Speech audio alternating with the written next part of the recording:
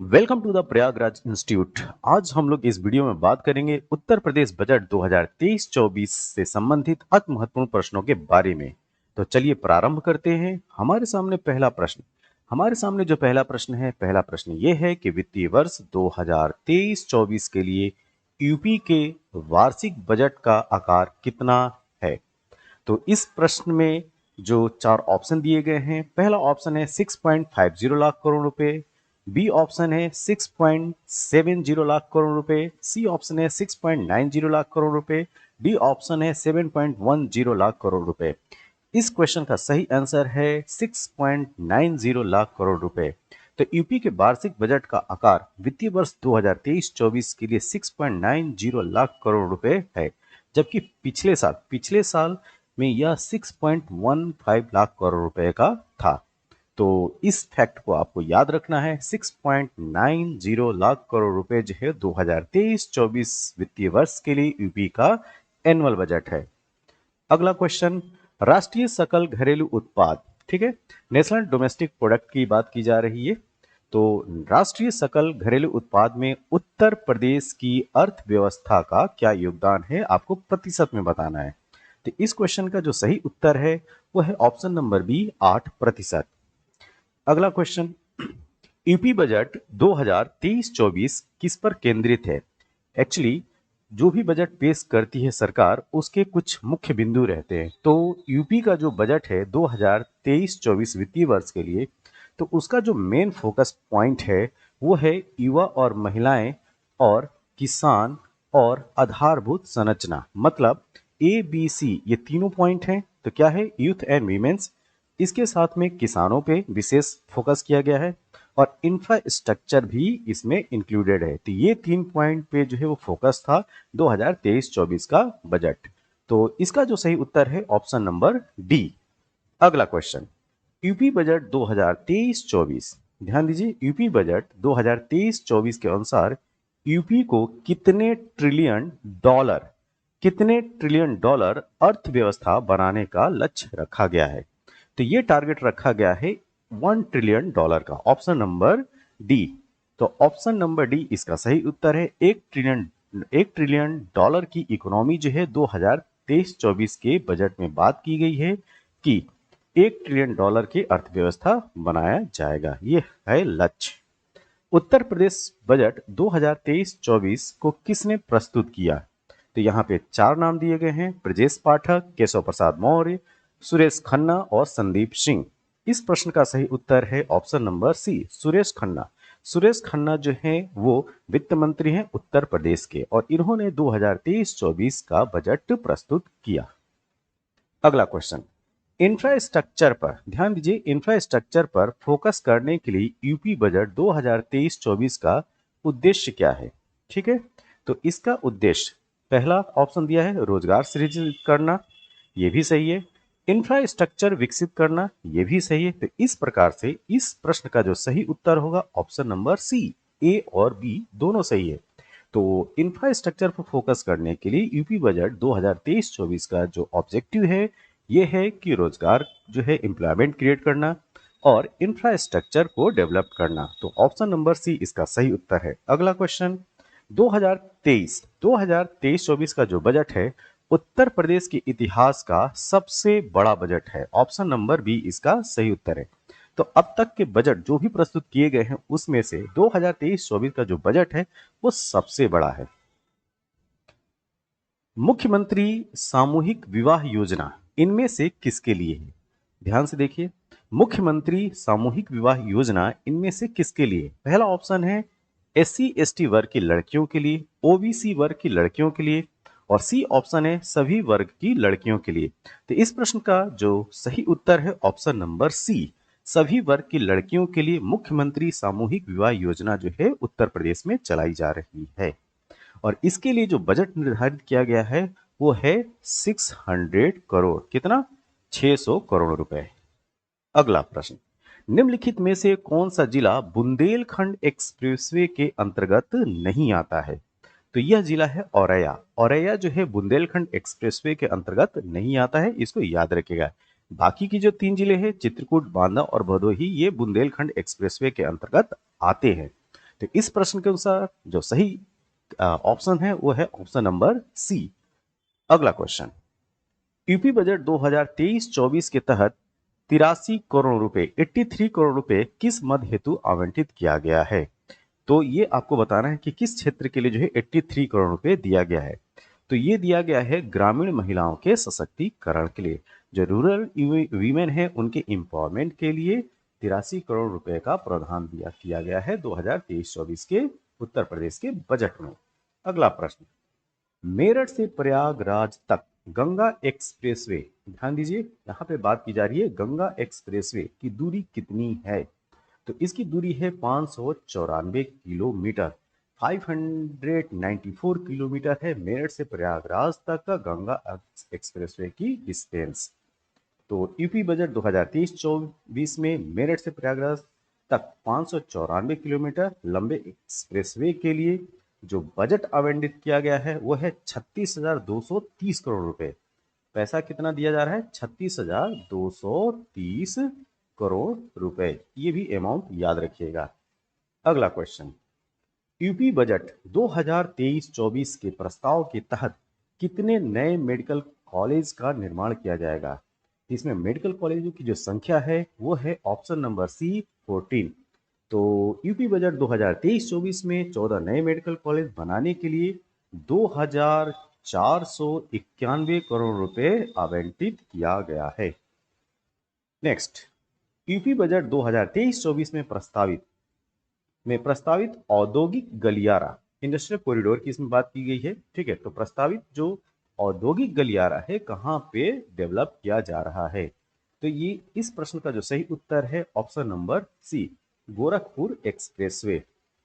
तो UP budget 2023-24 में जो प्रोपोज्ड इंडस्ट्रियल कॉरिडोर है उसको गोरखपुर एक्सप्रेसवे पर विकसित किया जा रहा है। नेक्स्ट, ये प्रश्न काफी इंपॉर्टेंट है। प्रश्न ये है कि यूपी बजट 2023-24 के संबंध में निम्नलिखित कथनों पर विचार करना है। तो यहाँ पे दो स्टेटमेंट दिए, स्टेटमेंट 1 एंड 2।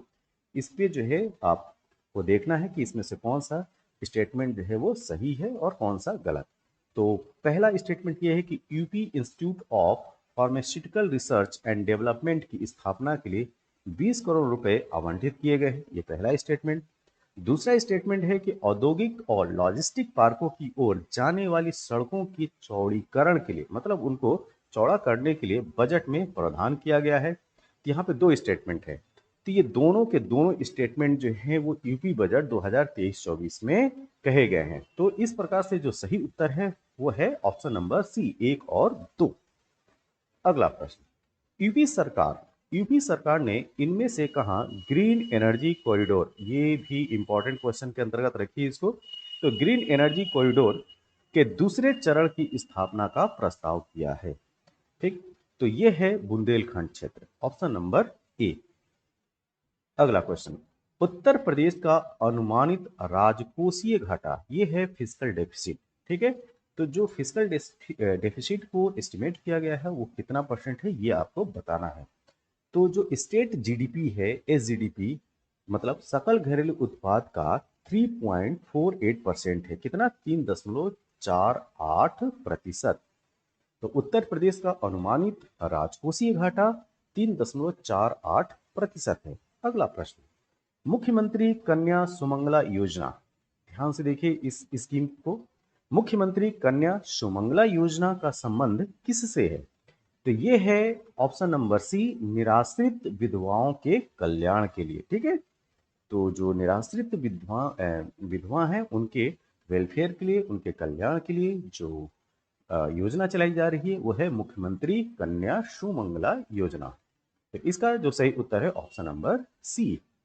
अगला क्वेश्चन ये है कि बजट 2023-24 के अनुसार यूपी में यूनिटी मॉल की स्थापना का क्या उद्देश्य है?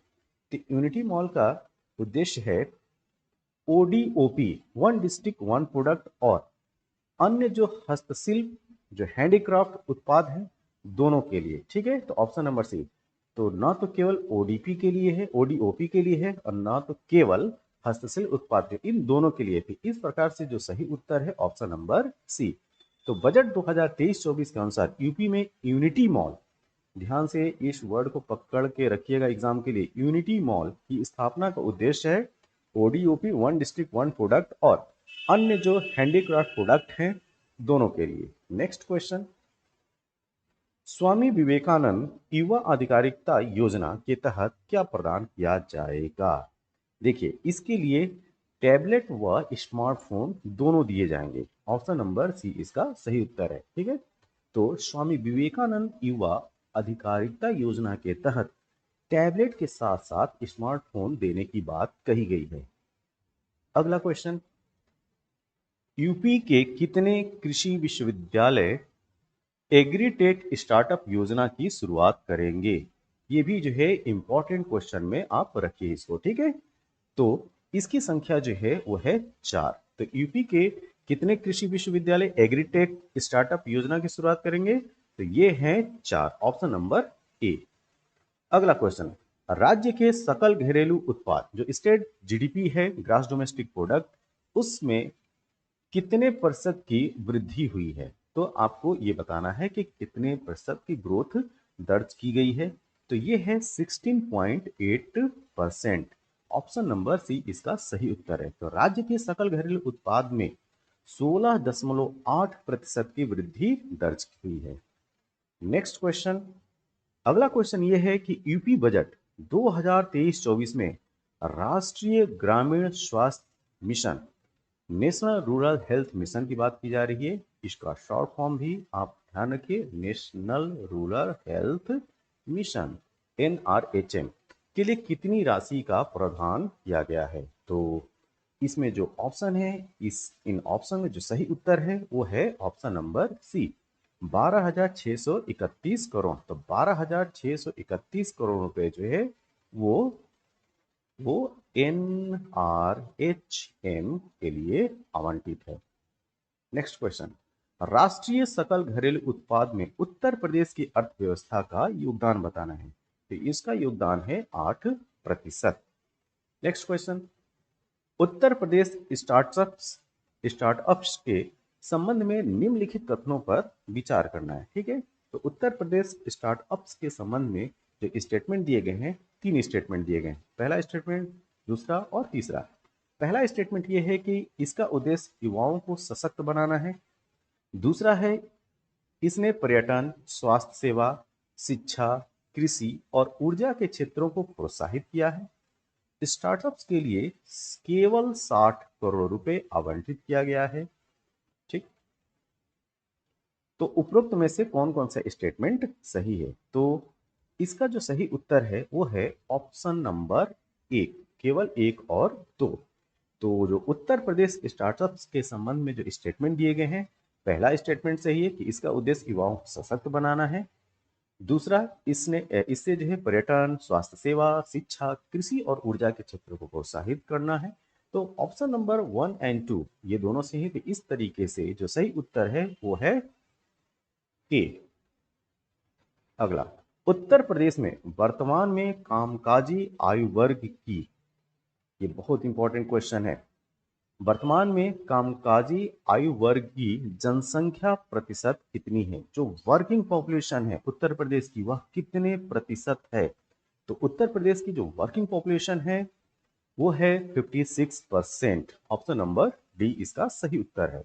अगला प्रश्न, अगला प्रश्न ये है कि यूपी के संदर्भ में 2 स्टेटमेंट दिए गए, स्टेटमेंट फर्स्ट एंड सेकंड। आपको बताना है कि इसमें से कौन कौन सा स्टेटमेंट सही है।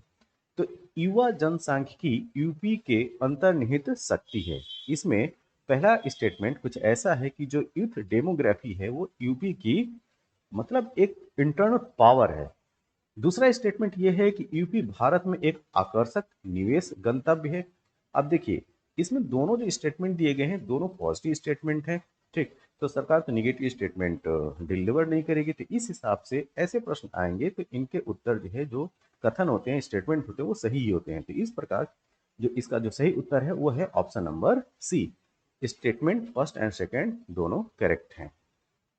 अगला क्वेश्चन, यूपी सरकार ने कहा मॉडल सोलर सिटी बनाने की घोषणा की है? तो अभी जो है मॉडल सोलर सिटी बनाने का जो है वो प्रस्ताव रखा गया है। तो वह शहर है अयोध्या। ठीक, राम की नगरी अयोध्या। तो यूपी सरकार ने अयोध्या को मॉडल सोलर सिटी बनाने का घोषणा किया है। ठीक है, ये वीडियो आपको कैसा लगा? जैसा भी लगा हो आप कमेंट बॉक्स में अपने सुझाव जरूर दें। हम आगे के वीडियो में और सुधार करने की कोशिश करेंगे। तब तक के लिए थैंक यू, धन्यवाद।